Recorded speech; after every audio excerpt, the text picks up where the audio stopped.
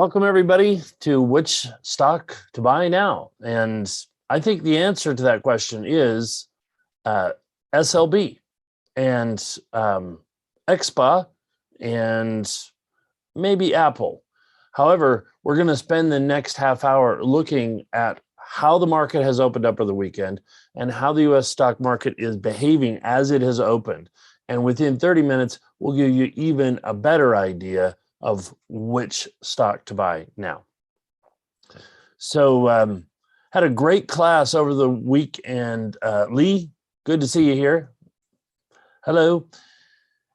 And there were a lot of interesting things discussed that talk about leveraging your edge. You're always looking for something that has just a little bit of a better idea than normal. And one of my favorite things with what I shared over the weekend was the idea of hitting the -3 band on my Keltner Channel band setup. I'm going to be showing you that here. And so let me go ahead and share my screen. Then you'll be able to see it for yourself and understand what I'm talking about. So research that I've done suggests that anytime a stock kind of hits a new upward momentum, that there's a slight edge above random that it's going to keep going. And so trends are usually the best way to play. But occasionally there is a reversal play, which is also statistically useful to recognize, and especially if it has some sort of fundamental factor behind it, which in this case, SLB does. So the reversal, I mean, I've looked for years to find something like, how far is too far? How do you know? Where's your statistical advantage when if you've risen too much, time to come back, or you've dropped too much, it's time to expect to jump higher? I haven't seen anything much until recently. And when I came across this idea that if you come all the way down to the, so these are the Keltner channels, and they're 20-day, is the 20-day moving average going through the middle. And this is 1 ATR below the 20-period moving average, 2 ATR and 3 ATR. And this is a 4-day, but it's only it's based on a 10-day ATR rather than 20. So it's a little more wiggly, and there's other stuff I do with that. But what I found is that if you get something that pops down and touches the 3 band and then comes back up, that is a sign of a slight statistical advantage above randomness for something to buy a reversal. And if you look at the price of oil, this is an ETF which tracks crude oil futures, and you could see that, you know, we came down. Oh no, this is not. Sorry, this is not an ETF. It used to be. It's India. Let's see, USO. There we go. So you see this, right? Oil comes way down, way past the 3 band, and you know, encroaches into that stretchy 4th band area, and it's like, I don't know. This might be the beginning of much more to the downside, right? So let's check the stocks that are in the area of oil production. And what do we got? We got ExxonMobil.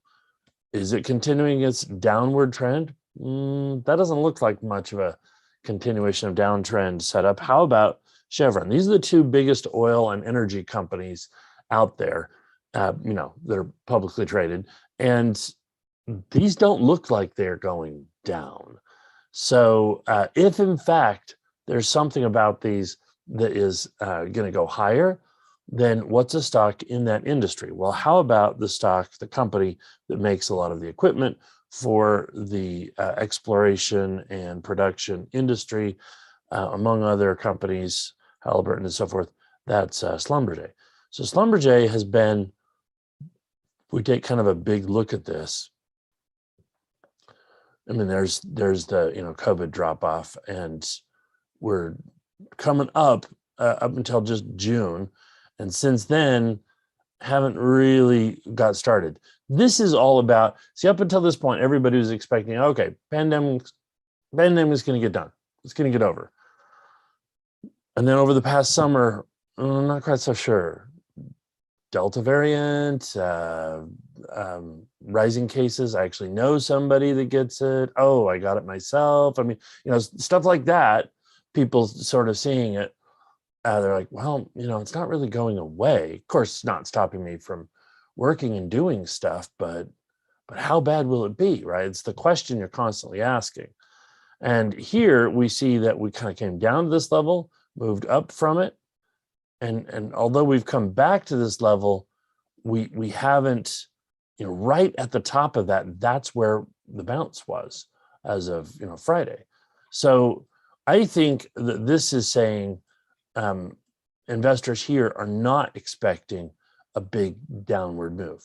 I mean, it has yet to play out. It's kind of scary, right? You just buy that, really? That doesn't. But statistically, it's worth taking a shot. You don't know that this is going to go up. You don't know that it's going to keep going down either. What you know is I can make a purchase here, and I can set my stop. Yeah, I can set a stop somewhere like right there.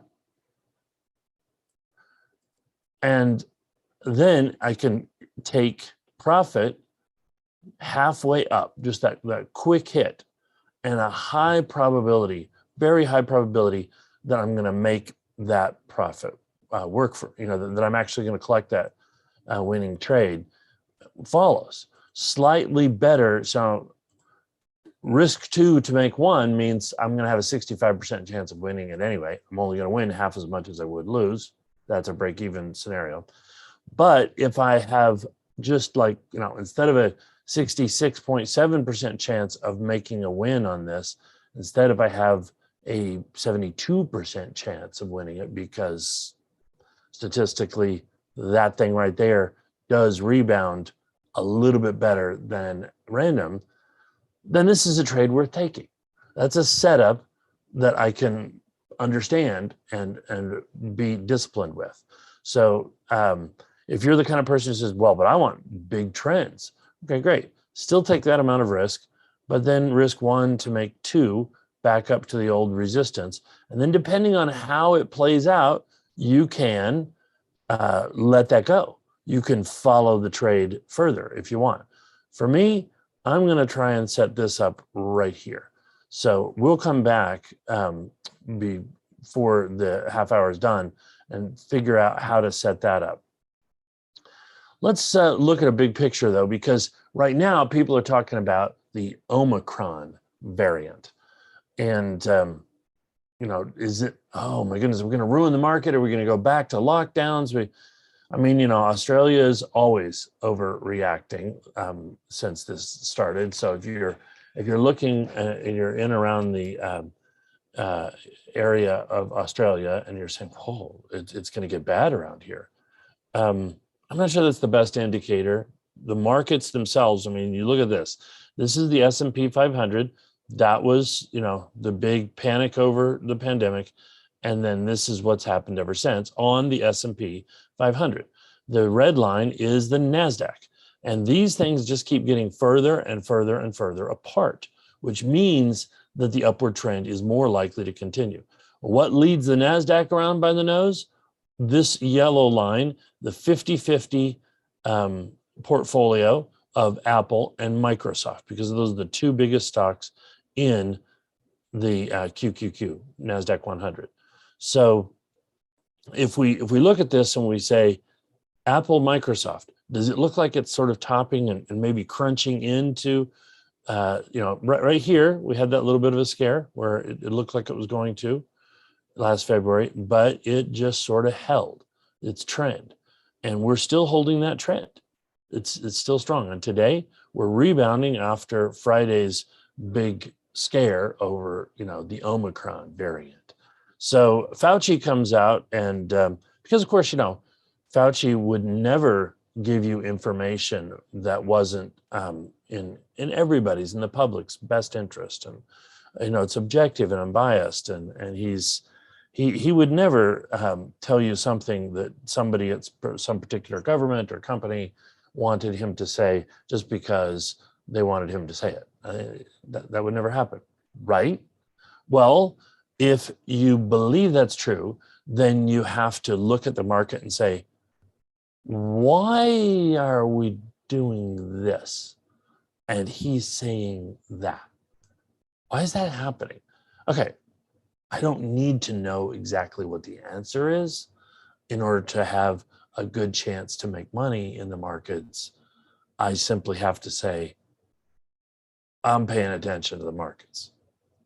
I mean, I don't know where the World Health Organization thinks that the state of things is going, but the markets clearly don't agree. So does that mean we're going to open right up? Yeah. So Lee, you're asking, is the U.S. stock market, is it all done with its big correction that it was going to have? Well, the big correction is being driven by whether or not, I mean, big, right? It was that little thing right there. It's being driven by the idea of, are we going to keep going down because of COVID or not? Are we going to, get back to normal, or are we going to somehow come out of all this? And the answer is, the market is not at this moment. This is the S&P 500, right? We ran up and then we dropped down. The market is not afraid of the pandemic right now. It's not quite sure what's going to happen with them, but it's not afraid of, oh, we're gonna really have everybody dying from COVID now, because if they were, then the S&P 500 would have gapped down and be hitting the 4 band today. It's not. It's up. It's getting sold a bit. So there's some there's some concern over what is really going to happen here. Is the big correction done? The next today, tomorrow, and the day after, all 3 of those days, it might still kind of be pushing a little more to the downward side. However, I do believe that we are headed higher between now and the end of the year. That is my expectation. Why? Well, do I have what's the quickest way to show that? I'll just open up my email here and go to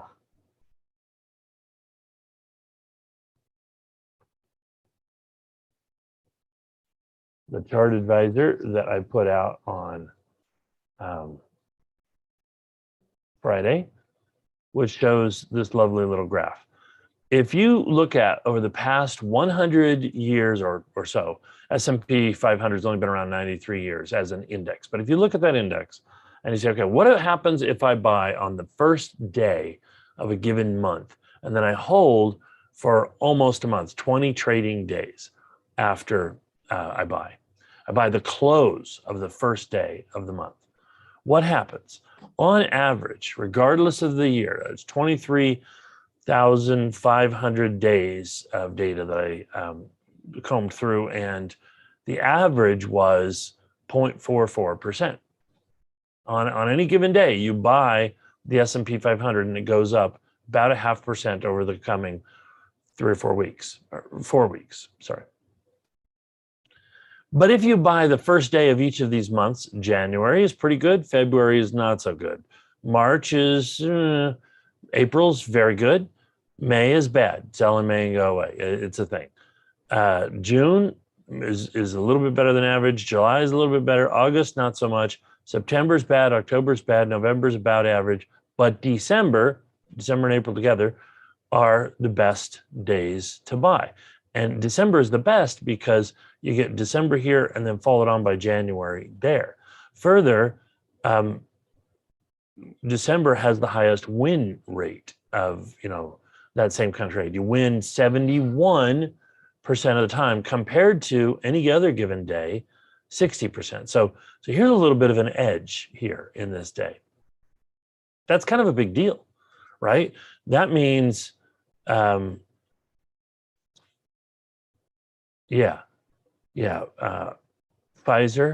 I think you're talking about Pfizer having a good earnings, and it's created a V-shaped recovery up until today. Yes, we're getting there. Okay, thanks, Lee. So being a buyer on the first trading day of December, which is Wednesday, statistically, historically, has been very good. And so I kind of feel like we're heading into that.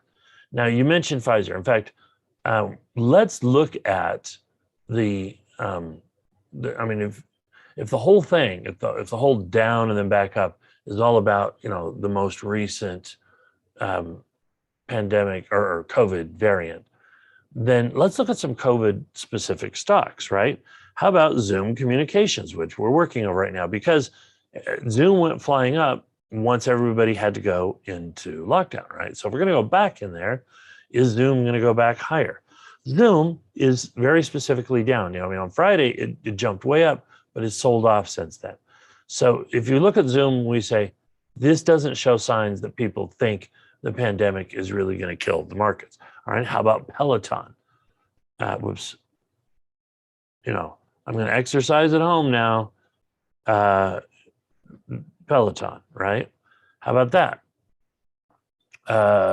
Yeah, that we had earnings, big old drop, and we're just going lower. Those stocks are going lower that are specific to expectations for COVID. How about Moderna, mRNA? Well, wait a minute. This thing is up, although they are selling off. I mean, that one went up Friday, and then we went up even higher. What's going on here? If Peloton and Zoom are down, but Moderna is up, why? Well, the answer is it doesn't matter whether or not the pandemic actually slows down the economy. There's still going to be lots more people scared into running out and getting a shot, and governments of the world still being scared into paying for it. So Moderna is going to win either way, right? How about Pfizer? You mentioned Pfizer. Yeah, same thing, right? And is this the top end of that? I don't know.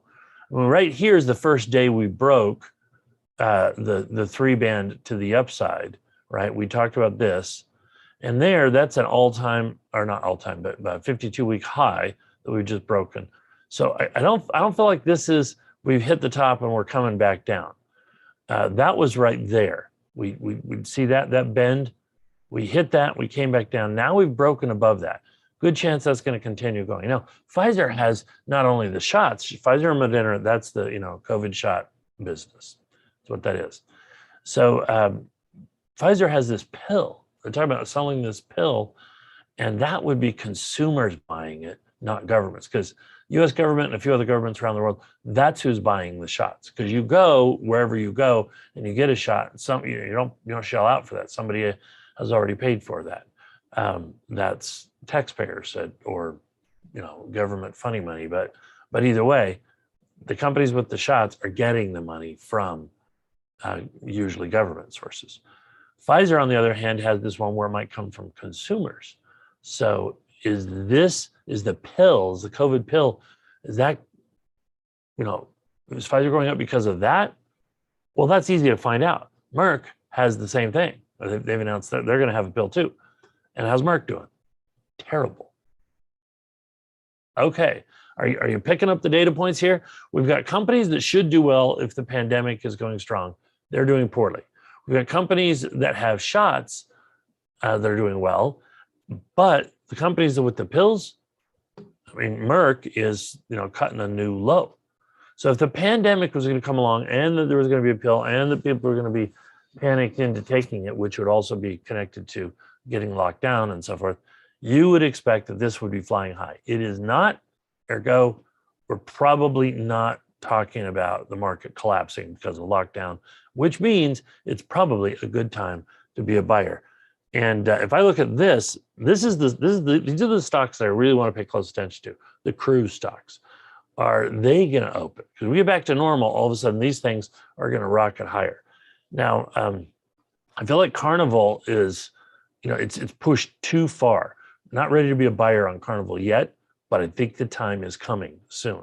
However, this one, X Spa, this is Express Spa. These are the people that, sell massages and neck cushions and other things in airports. They're a penny stock company. They are $1 a share. Everybody expects them to fail because people aren't going to airports, right? Well, look at what's happened recently. Earnings, they were expected to lose money, but instead they made money. How'd they make money right now? I don't know, but they did. And since then, we've seen the price kind of go up and hover. And then on Friday, the day everything was supposed to be collapsing because of COVID, it went up. And today, it's going up a little more. Yeah, it's a red because it opened higher and dropped. But just look at that trend, right? That's fascinating. If there was ever a stock that should be failing, if we were afraid of COVID and not reopening, this would be it. But it's not. So that looks really interesting to me. And I feel like if you're looking for a penny stock and willing to take a risk on it, the trade setup is still valid. Something like your stop is there or there. Penny stock, I'm going to give it lots of room. I'm going to go there. And then this is the entry point. And then we're talking about wherever you want to go for exit. I kind of feel like this is there's a bigger opportunity. I think we could be, up in this area for where it plays out. Problem is, you've only got from now to the end of the year to get there. Will it do that? I kind of don't think so. So I'm more inclined to go back to my old style of doing things. But I already put this paper trade on last week, if you recall, and so it's doing fairly well since then. We got in at 154, and it's up 10 cents compared to that. So that's actually an interesting stock. But now we've got just a few minutes left, and I want to run out and look at FinViz.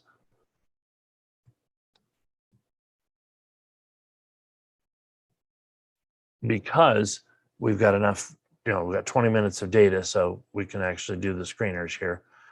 And let's see what is setting up in growth stocks, the low cost growth there. That's one. Yeah, sorry. This one here I looked at over the weekend, and it was interesting to me. Co-diagnostics. And USIO and RCM. Yeah, that one's a little messy, but that could actually be diagnostics research, iSpecimen. That one might be ISPC. Let's have a look at that one. Okay, so it's crazy on the, oh, I see, it's IPO stock type thing. Yeah. Could this one take off and go? It could. It really could, but sorry, where are we positioned? $14, and it came from down here at $4. Yeah, so that's really choppy, but there's still possibility. If you were interested in playing this, how would you do it? And the answer is you'd set up your entry and your stop. I put the stop down here in the gap. If I started to fill that gap, initial gap, then there's no reason to want the trade anymore. That's my philosophy on that. And then getting back up there, that's a real easy thing. Risk 1 to make 2. The problem is the chance that it could just take off and go for whatever it's going to do is real. I don't want to miss that. So I think I wouldn't play this just to try and take the quick profit. I think I would set that there. I'd say that's my stop. And then that is my mental take profit. If it gets up there, I'll kind of try to make a decision and see, if it gets up there and it has resistance, like this candle, right? Goes up and starts selling, probably just take it. But if in fact it goes up and closes green candle above my profit taking line, then just move the stop loss to break even and let it run. That's the way I would approach that trade. That's actually not a bad setup. And then, let's have a look at this. So here is how the NASDAQ futures and the Aussie yen both opened the weekend, 5-minute charts. Aussie yen jumps and then it dips but recovers. And so we're still kind of holding. Generally, it's an upward trend for the weekend. NASDAQ up and continuing up. So all that being said, I think then Apple, well, there it is. There's the dip and there's the jump. This is probably a good one to give a try. So for a large size stock, the play is Apple. And full disclosure, I do have positions there. I'm not a licensed financial advisor. I'm not a broker. I'm just some guy giving his opinion. So you've got to do your own due diligence. And yeah, I do own Apple. But, well, actually not Apple. I own options on Apple. But I think that the setup here for Apple is real easy. You can make this kind of a trade. Just take that quick profit and look for another opportunity. So I think the 3 stocks to buy now are probably Apple, Schlumberger, and XSPA. And yeah, we got setups for all 3 of those. Let's go ahead and, we can do even better there. Yeah, so something like that. I'm going to go ahead and set up a paper trade on Schlumberger to show what I'm talking about, and we can track it next week. So we're talking about a take profit and a stop loss. The stop loss is 28.34. It's about $1.50. Yeah. We'll go $1.50. We'll go $1.60 lower. And then the take profit is half of that. And the percentage risk is 1% of whatever account I'm trading, which this is based on a $232,000 paper trading account. So that's why it has this giant quantity there. And that's everything. We'll go ahead and set that in for Schlumberger. And let's go do the same for Apple. There's my trade set up there. And my stop loss is 156, going 160 and 156, about $4, right?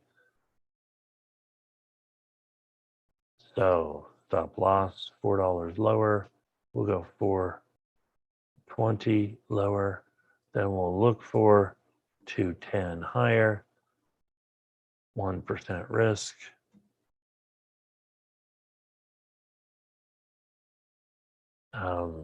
Okay, and then we'll put in the order for Apple. We've already got the trade on XSPA still running from last week, and I'm fine with letting that continue. So these are our 3 trades for this week. And then there's iSpecimen, which looks pretty good, but I don't know that I'm ready to put that on.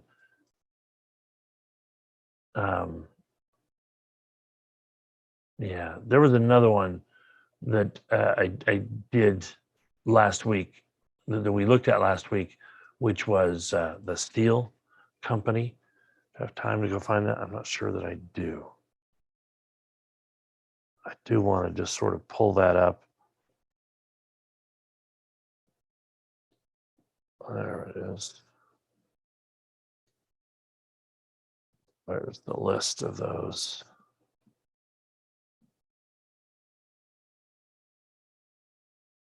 Okay, that's not what I'm trying to get to.